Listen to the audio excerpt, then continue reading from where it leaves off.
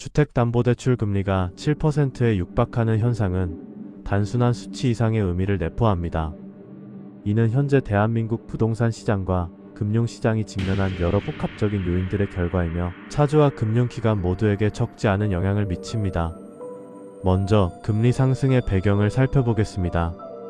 7%에 근접한 주택담보대출 금리는 한국은행의 기준금리 인상, 시장금리 상승, 그리고 금융기관의 리스크 관리 강화 등 여러 요인이 복합적으로 작용한 결과입니다.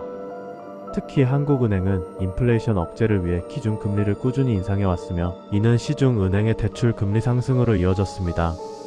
또한 채권금리의 상승은 은행의 자금, 조달 비용을 증가시켜 대출금리 인상을 불가피하게 만들었습니다.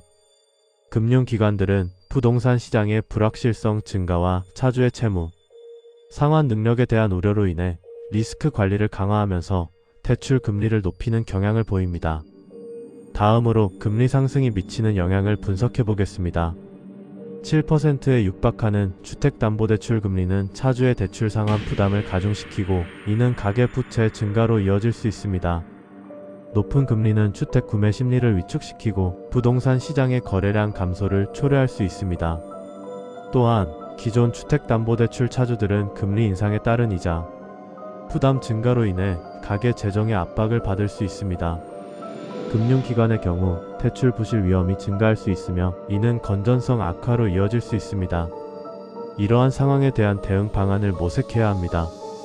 정부는 금리 상승에 따른 가계, 부채 증가와 부동산 시장 침체를 완화하기 위해 다각적인 정책적 노력을 기울여야 합니다. 예를 들어 금리 변동에 따른 차주의 부담을 줄이기 위한 금리 조정형 상품 개발, 저금리 대출 상품 지원, 취약 차주에 대한 금융 지원 확대 등을 고려할 수 있습니다. 금융기관은 차주의 상환 능력을 면밀히 평가하고 리스크 관리를 강화하는 동시에 차주와의 소통을 통해 상환 계획을 조정하는 등 적극적인 노력을 해야 합니다. 또한 부동산 시장의 연착륙을 유도하기 위해 시장 상황을 면밀히 모니터링하고 필요시 선제적인 시장 안정화 조치를 취해야 합니다. 결론적으로 7%에 육박하는 주택담보대출 금리는 대한민국 경제와 사회에 다양한 영향을 미치는 중요한 문제입니다.